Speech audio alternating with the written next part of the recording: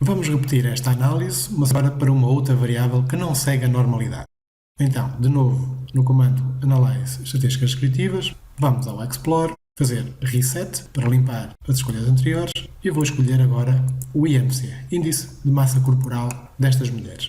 E nos gráficos vou ler o histograma em vez do diagrama de tronco e folha, permanecendo com o gráfico de extremos e quartis. E, mudando já aqui o nome, tabela de estatísticas, mais histograma, mais gráfico de extremos e quartis, da variável IMC. Número de casos processados, 49 e um missing. Portanto, esta tabela não vou apagá-la porque mostra-me que houve uma pessoa para quem não se sabia o peso ou a altura, que depois deu origem ao IMC. Portanto, vou escondê-la com um duplo clique aqui no painel de navegação. Tabela de estatísticas descritivas.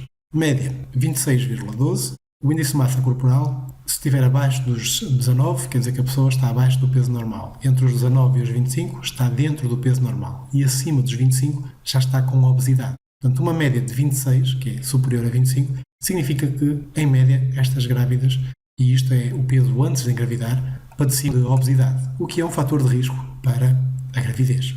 Depois aparece aqui o intervalo de confiança, 95% para a média, mas como isto diz respeito à estatística inferencial e não descritiva, vamos abordar este assunto noutros vídeos, mais tarde. Depois aparece a média parada a 5%, que é uma média retirada dos 95% de valores centrais, portanto descartam-se as mulheres que têm um IMC muito baixo e muito alto, e ficam apenas os 95% de valores centrais.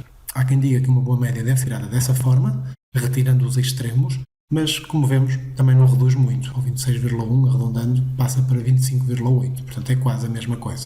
A mediana, que é o valor do meio, cerca de 25, o que significa que está realmente no limiar da obesidade. Desvio padrão também elevado, 4,87. A mulher que tem o IMC mais baixo, 19,23. Portanto, não há ninguém que tenha o peso abaixo do normal. Todas elas têm o peso ou dentro do normal ou acima do normal. Veja-se o máximo. São mulheres que já estão com obesidades bastante acentuadas. 39. Está muito distante dos 25, que é o limite a partir do qual se considera que a mulher é obesa. A amplitude total, 19, quase 20. A amplitude interquartis, menor, 6,6.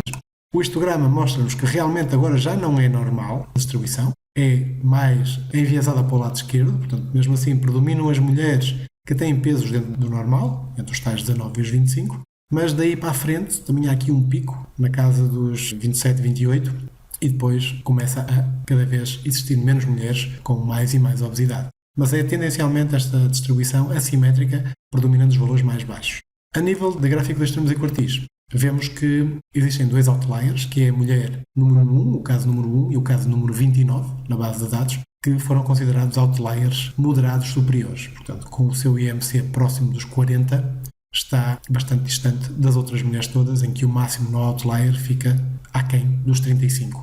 E com isto estaria descrita esta variável, vamos apenas incluir o comentário óbvio e de pormenor. E aqui estão eles, começando pelo comentário óbvio. Grande parte das mulheres desta amostra eram obesas antes de engravidar, o que nos leva a concluir que estão a passar por gravidezes de risco.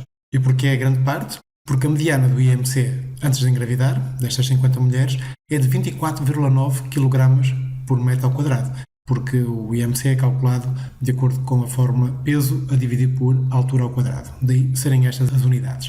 Então a mediana, porque esta distribuição é assimétrica, não é tendencialmente normal, daí que não devemos referir a média, mas sim a mediana, são os tais 24,9 kg por metro ao quadrado, portanto está no limite dos 25, por isso a mediana diz que até ao seu valor existe a metade das mulheres e acima do seu valor outra metade. Portanto, acima deste valor, que são quase 25, existem metade das mulheres, porque entre 19 e 25 significa que o peso está dentro do normal. Portanto, metade das mulheres eram obesas antes de engravidar, o que vai fazer com que as suas gravidezes sejam de risco. Apesar de não haver nenhuma mulher com peso abaixo do normal, portanto não há nenhuma que tivesse um IMC menor que 19, vemos aqui que o mínimo são 19,23, existe uma grande dispersão nos IMCs destas mulheres, uma vez que a amplitude interquartílica é de 6,6 kg por metro quadrado.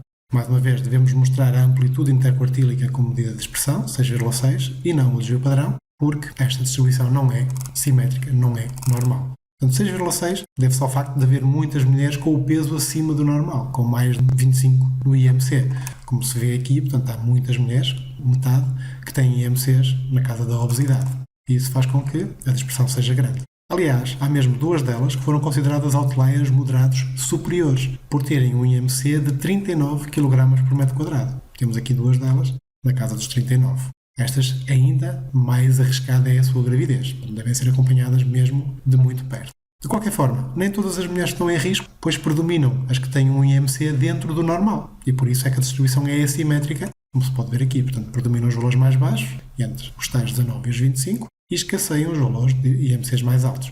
E com isto, referimos as 4 informações, que é a medida de localização, neste caso a mediana, medida de dispersão, a amplitude interquartílica, a forma da distribuição, que neste caso é assimétrica, e, neste caso, existem outliers que estão assinalados.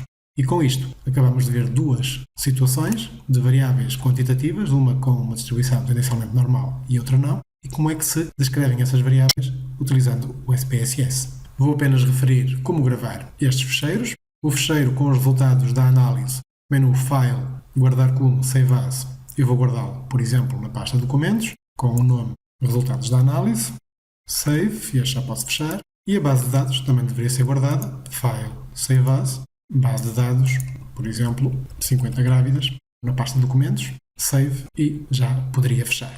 No módulo sobre escolher os métodos de análise de dados, introduzimos este diagrama, onde vimos que, se quiséssemos fazer uma análise univariada a uma variável quantitativa, devíamos apresentar uma tabela de estatísticas e um histograma e ou gráfico de extremos e quartis, uma vez que eles são complementares.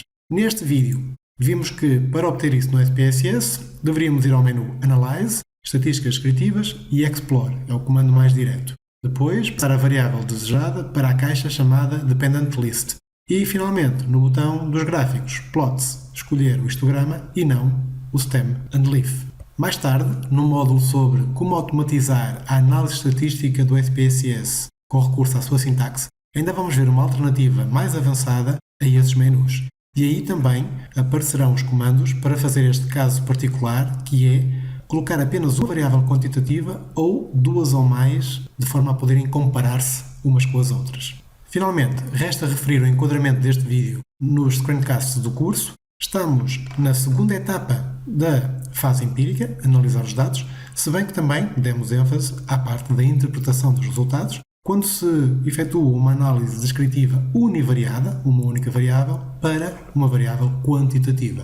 E neste caso usamos o SPSS, um programa de tratamento estatístico, para fazer essa análise.